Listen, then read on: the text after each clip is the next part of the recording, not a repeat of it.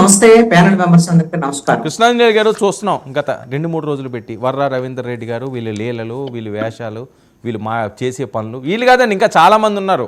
వీళ్ళు ఒక్కరే ఈ రోజు ఉన్నారని చెప్పి మనం డిస్కస్ చేసుకోవడం కదా. అసలు ఏం జరుగుతుంది, ఏం మెసేజ్ ఇస్తున్నారు, ఎక్కడికి తీసుకువెళ్తున్నారు? వర్మ గారు, గతంలో కన్నా భిన్నంగా మీలో కొంత ఆగ్రహం, ఆవేశము ఇవన్నీ కనపడ్డాయి. తప్పు కూడా ఏం కాదు, సబ్జెక్ట్ కూడా అలాంటిదే, అదని అర్థం లేదు. వర్రా రవీందర్ రెడ్డి, గుంటూరి వీళ్ళందరూ ఇలాంటి వాళ్ళందరూ లేకపోతే ఏదో ఇప్పుడు జరిగేటువంటి వ్యవహారం కాదు కదా. గత 5 ఏళ్ళు వైఎస్ఆర్ కాంగ్రెస్ పార్టీ ప్రభుత్వంలో జరిగినటువంటి ఈ సోషల్ మీడియాను ఉపయోగించుకొని జరిగినటువంటి వికృత చేష్టలు ఇవన్నీ పరిధి దాటి జరిగినటువంటి వ్యవహారం. ఒకటి నేను చెప్పగలను, సోషల్ మీడియా అనేటువంటిది ఈ రోజున అందరికీ ఫోన్లు చేతిలోకి వచ్చిన తర్వాత, ఇంటర్నెట్ అందుబాటులోకి వచ్చినటువంటి నేపథ్యంలో, టెక్నాలజీ అందుబాటులోకి వచ్చినటువంటి నేపథ్యంలో సోషల్ మీడియా అనేది అందరికి అందుబాటులోకి వచ్చింది. ఎవరికి వాళ్ళు యాక్సెస్ రావట్లేదు. దీంట్లో ఏమిటి అని అంటే ప్రధానంగా సోషల్ మీడియాలో ఉండేటువంటి వాళ్ళు గుర్తుపెట్టుకోవాల్సినటువంటి విషయం, ప్రతి వాళ్ళకే భావ ప్రకటన స్వేచ్ఛ ఉంటుంది. అది రాజ్యాంగం కల్పించింది. ఆర్టికల్ 19(1)A ప్రకారం భావ ప్రకటన స్వేచ్ఛ అందరికి ఉంటుంది. కానీ అది ఎంతవరకు అని అంటే, మనం ఎదుటి వాళ్ళ యొక్క హక్కుల్ని హరించకుండా, ఎదుటి వాళ్ళ యొక్క మనోభావాలను దెబ్బతీయకుండా, ఎదుటి వాళ్ళ యొక్క ఆత్మాభిమానం దెబ్బతినకుండా, వాళ్ళ యొక్క గౌరవానికి దెబ్బతినకుండా ఉన్నంత వరకే, ఎదుటి వాళ్ళ యొక్క ఆత్మగౌరవాన్ని దెబ్బతీసేటువంటి విధంగా, వాళ్ళ యొక్క ప్రతిష్టకు భంగం కలిగించేటువంటి విధంగా ఎవ్వరు వ్యవహరించినా సరే అది చట్టరీత్యా కఠినమైనటువంటి శిక్షలు అవసరం ఉన్న పరిస్థితులు. అయితే దీంట్లో ఏంటి అని అంటే, ఈ సోషల్ మీడియా విస్తృతి అంతా కూడా ఈ 5-10 ఏళ్లలో విస్తృతి పెరిగినటువంటి నేపథ్యం. దీంట్లో చట్టాలు కూడా కొంత అంత సీరియస్ గా లేనటువంటి పరిస్థితి ఉంది. ఇంతకుముందు ఉన్నటువంటి ఐటీ యాక్ట్కు సంబంధించినటువంటి విషయంలో మాక్సిమం 3 ఏళ్ళు, లేదంటే 5 ఏళ్ళు, 5 ఏళ్లకు మించి శిక్షలు లేనటువంటి పరిస్థితి ఉంది. దాంతో ఏమవుతుంది అని అంటే, 7 ఏళ్లలోపు శిక్షలు పడేటువంటి వాళ్ళందరికీ కూడా 41A CRPC కింద నోటీసులు ఇవ్వాలి, వాళ్ళని అరెస్ట్ చేయొద్దు అని సుప్రీంకోర్టు ఆదేశాలు జారీ చేసి ఉన్నటువంటిది ఇలాంటి సోషల్ మీడియా యాక్టివిస్టులకి ఉపయోగపడ్డటువంటి అంశం. అది కొంత వెసులుబాటు కల్పించినటువంటి అంశం. అయితే భారతీయ న్యాయ సంహిత ఇప్పుడు BNS వచ్చినటువంటి నేపథ్యంలో కొత్త చట్టము మనము జూలై నుంచి అమల్లోకి వచ్చింది. దీంట్లో సెక్షన్ 111 ప్రకారంగా ఈ విధమైనటువంటి ఆర్గనైజ్డ్ గా ఏదైనా సరే సోషల్ మీడియాలో కానివ్వండి, ఐటీకి సంబంధించినటువంటి సాఫ్ట్వేర్ వీటిని ఉపయోగించుకొని సైబర్ నేరాలకు పాల్పడేటువంటి వాళ్ళకి కఠినమైనటువంటి శిక్షలు ఉన్నటువంటి పరిస్థితి. ఇప్పుడు సోషల్ మీడియాలో ఉండేటువంటి వాళ్ళు గుర్తుపెట్టుకోవాల్సినటువంటి అంశం ఇది. ఎవరైనా సరే వాళ్ళు పోస్టులు ఏదైనా సోషల్ మీడియాలో పెడితే, అది ఫేస్బుక్ కానీ, ఇన్స్టాగ్రామ్ కానీ, లేకపోతే వీడియో కానీ, యూట్యూబ్ కానీ ఏదైనా పెడితే, దాని ద్వారాగా ఎవరైనా సరే మనోవేదన గురై చనిపోయినటువంటి పరిస్థితి కింద ఉందనుకోండి, సపోజు అలాంటి పరిస్థితి ఉంటే అది హత్యా నేరం కింద తీసుకొని అలాంటి వాళ్ళకి జీవిత ఖైదు, మరణ శిక్ష కూడా విధించేటువంటి అవకాశం ఉందండి. ఇంత తీవ్రమైనటువంటి నేరంగా ఇప్పుడు భారతీయ న్యాయ సంహితకు సంబంధించినటువంటి BNS సెక్షన్ 111 ప్రకారంగా ఉన్నటువంటి పరిస్థితి ఉంది. కొత్త చట్టాలు వచ్చినటువంటి నేపథ్యంలో ఈ సోషల్ మీడియాలో ఉండేటువంటి వాళ్ళు అప్రమత్తత అవసరం అనేది.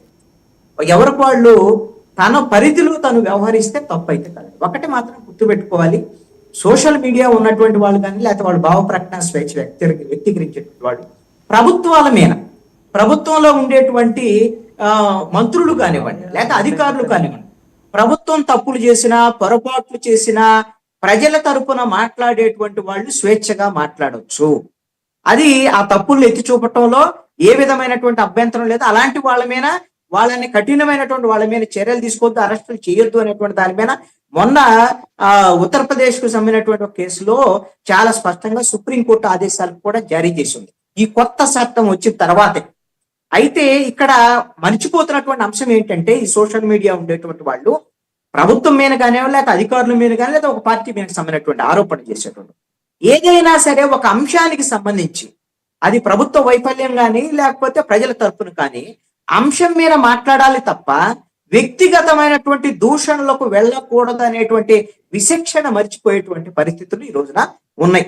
మనం అనేక సందర్భాల్లో మాట్లాడుకున్నాం, బోరుగడ్డ అనిల్ గురించి కానివ్వండి, మిగతా వాళ్ళ గురించి కానీ చాలా సందర్భాల్లో మనం డిస్కస్ చేసుకున్నాం. బోరుగడ్డ అనిల్ లాంటి వాళ్ళ ఒక ఎక్స్పీరియన్స్ అనేది నాకు తెలిసి అయితే వైఎస్ఆర్ కాంగ్రెస్ పార్టీ ప్రభుత్వం వచ్చిన తర్వాత మొట్టమొదటిసారి అయితే నీకు ఒక వ్యక్తికి ఏదో మనం రోడ్డు మీద వదులుతాం కదా, అచ్చు వేసి ఒక ఆంబోతులను రోడ్డు మీద వదులుతారు. ఆ తరహాలో బోరుగడ్డ అనిల్ లాంటి వాళ్ళని ప్రభుత్వమే, పోలీసులు, ప్రభుత్వం, అధికారం అంతా వాళ్ళకి కావాల్సినటువంటి యొక్క మద్దతు ఇచ్చేసి వాళ్ళకి వ్యతిరేకంగా ఉండేటువంటి వాళ్ళ మీద, రాజకీయ ప్రత్యర్థుల మీద, రాజకీయ ప్రత్యర్థులు ఎవరున్నారు వైఎస్ఆర్ కాంగ్రెస్ పార్టీకి ఆ రోజున? జనసేన, పవన్ కళ్యాణ్. జనసేన పార్టీలో ఎవరైనా మాట్లాడే వాళ్ళు ఎవరున్నారు? తెలుగుదేశం పార్టీ చంద్రబాబు నాయుడు, నారా లోకేష్, వాళ్ళ తరఫున ఎవరైనా మాట్లాడే వాళ్ళు ఎవరున్నారు? అదే విధంగా బీజేపీ వాళ్ళైతే అప్పుడు వైఎస్ఆర్ కాంగ్రెస్ పార్టీకి అంత పెద్ద హాట్ టార్గెట్ కాదు వాళ్ళకి. వీళ్ళిద్దరి మీద మాత్రం టార్గెట్ గా ఇప్పుడు ఈ విధమైనటువంటి బోరుగడ్డ అనిల్ లాంటి వాళ్ళని, అనిల్ ఏ పరిధికి వెళ్ళారు, ఎలా వెళ్ళారు, ఏ విధంగా అతను విచ్చలవిడితనమైనటువంటిది ఇంకా దాన్ని చెప్పడానికి వీల్లేనట్టు. ఇప్పుడు వర్ర రవీందర్ రెడ్డి కానివ్వండి, మిగతా వాళ్ళు కానివ్వండి, సోషల్ మీడియాని ఒక ఆర్గనైజ్డ్ క్రైమ్ లాగా నడిచింది. ఇక్కడ ఒకటి అనండి, అంటే విచ్చలవిడితనం అనేటువంటిది వైఎస్ఆర్ కాంగ్రెస్ పార్టీ ప్రభుత్వం ఉన్నప్పుడు మనం చూసాం. అలాగనే అన్ని రాజకీయ పార్టీలు ఎంతో కొంత ఈ విధమైనటువంటి సోషల్ మీడియాని పెంచి పోషించి తమ రాజకీయ ప్రత్యర్థుల మీద ఉసుకొలిపేటువంటి పరిస్థితుల్లో అన్ని రాజకీయ పార్టీల్లో కూడా ఉంటున్నాయి. రాజకీయ పార్టీలకి ఏముంటది, రాజకీయ నాయకులకి ఏముంటది, వాళ్ళకేం ఇబ్బందులు రావండి, వాళ్ళకి పెద్ద సమస్య ఉండదు.